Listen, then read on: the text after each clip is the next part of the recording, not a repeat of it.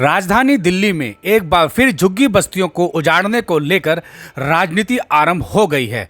आम आदमी party, Bharatiya Janata party और कांग्रेस एक दूसरे पर आरोप प्रत्यारोप कर रही है। दिल्ली प्रदेश कांग्रेस कमेटी के अध्यक्ष देवेंद्र यादव भूमिहीन कैंप पहुंचे और उन्होंने झुग्गी बस्ती वासियों के प्रति संवेदना प्रकट करते हुए भारतीय जनता पार्टी की सरकार पर आरोप लगाया। परंतु विडंबना यह है कि बुराड़ी विधानसभा क्षेत्र में जिन गरीबों के मकानों को तोड़ने के लिए नोटिस दे रहा है, लेकिन अभी तक उनके पास बुराड़ी विधानसभा क्षेत्र से कांग्रेस का कोई भी नेता उनकी समस्याओं को सुनने के लिए नहीं पहुंचा है। दुखद बात है कि भारतीय जनता पार्टी जो ये कहती थी कि हम गरीबी हटाएंगे, आज लगातार गरीब को हटाने का काम कर रही है। मुझे बहुत दुख है इस बात का कि यहाँ भूमिहीन कैंप, जिसमें लगभग 80 से और उससे पहले के भी लोग यहाँ पर रह रहे थे, उनको आज पूरी तरीके से नेस्तनाबूद कर दिया गया, उनके मकान तोड़ दिए गए और उनको कोई ऑल्टरनेट मकान नहीं दिया गया। मेरा यहाँ पर आने के पश्चात बहुत सारे परिवारों से मेरी मुलाकात हुई है, उनकी दुख और पीड़ा मैंने देखी है, उनके प्रूफ हमने देखे हैं, जो प्रूफ अपने आप में कहते हैं कि ये बहुत पुराने यहाँ पर रह रहे हैं, अपना गुजर बसर कर रहे हैं। कोई रेडी लगाता है, कोई फैक्ट्री में काम करता है, कोई मकान में जाके झाड़ू और पोछा करके अपना जीवन बसर कर रहा था। आज उनको बेघर करके सड़क पे छोड़ दिया। कौशिक एन्क्लेव ए ब्लॉक, ऑस्कर पब्लिक स्कूल के निकट और श्री श्याम कॉलोनी में भी दिल्ली विकास प्राधिकरण ने नोटिस जारी किए हैं और लोगों को मकानों को खाली करने के लिए चेतावनी दी है। नोटिस में कहा गया है कि आपने अवैध तरीके से मकान बनाए हैं। अब परेशानी वाली बात यह है कि बुराड़ी विधानसभा क्षेत्र में कांग्रेस के जिला अध्यक्ष आवास करते हैं।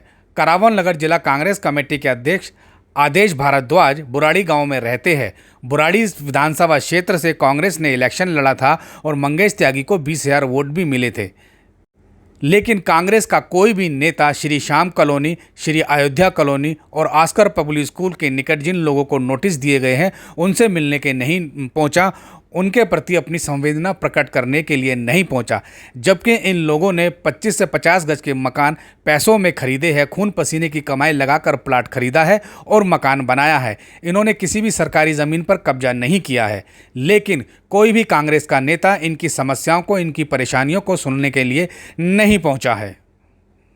ऐसे में दिल्ली प्रदेश कांग्रेस कमेटी के अध्यक्ष देवेंद्र यादव जब भूमिहीन कैंप पहुंचकर झुग्गी बस्ती के लोगों के प्रति संवेदना प्रकट करते हैं तो यह कोरी राजनीति प्रतीत होती है, क्योंकि बुराड़ी के गरीब लोगों के प्रति कांग्रेस अपनी जिम्मेवारी नहीं निभा रही है। आखिर क्या वजह है कि कांग्रेस के नेता कौशिक एन्क्लेव हो या श्री अयोध्या कॉलोनी या श्री श्याम कॉलोनी, इन लोगों के प्रति बेहद असंवेदनशील रवैया अख्तियार किए हुए हैं। दिल्ली विकास प्राधिकरण के अधिकारी धींगा मस्ती पर उतारू है और लैंड पूलिंग का बहाना करके इन गरीब लोगों के मकानों को तोड़ने के लिए, मकानों को खाली करने के लिए नोटिस प्रदान कर रहा है।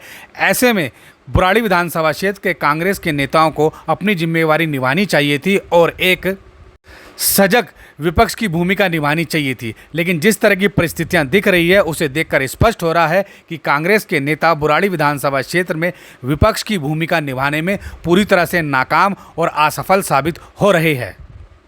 जिला अध्यक्ष आदेश भारद्वाज हो या बुराड़ी विधानसभा क्षेत्र से इलेक्शन लड़े मंगेश त्यागी अथवा कांग्रेस के अन्य कोई भी नेता, वह विपक्ष की भूमिका के रूप में पूरी तरह से नाकाम सिद्ध हो चुके हैं। जबकि बुराड़ी विधानसभा क्षेत्र में कांग्रेस का बुरा हाल है और 2008 से लगातार विधानसभा का चुनाव हारते आई है। इतना ही नहीं, सभी निगम के इलेक्शनों में कांग्रेस को बुरी तरह से हार का सामना करना पड़ा है और लोकसभा के चुनावों में भी कांग्रेस कोई बेहतर प्रदर्शन करने में कामयाब नहीं हुई है। ऐसे में कांग्रेस का यह रवैया ठीक नहीं है। दिल्ली विकास प्राधिकरण भूमि प्रबंधन नॉर्थ जोन के अधिकारियों ने श्री अयोध्या कॉलोनी में करीब 50 से अधिक मकानों को नोटिस भेज दिए हैं और इन लोगों के मकानों को अवैध करार दिया है। नोटिस मिलने से श्री अयोध्या कॉलोनी में लोगों में दहशत फैल गई है। हैरानी की बात यह है कि जब डीडीए ने इन्हें नोटिस भेजे हैं उससे पहले यहां पर बिजली कंपनी विद्युतीकरण कर चुकी है और लगभग सभी मकानों को बिजली के कनेक्शन भी प्रदान कर चुकी है। ऐसे में दिल्ली विकास प्राधिकरण के अधिकारियों द्वारा श्री अयोध्या कॉलोनी को अवैध निर्माण के नोटिस भेजना समझ से परे है।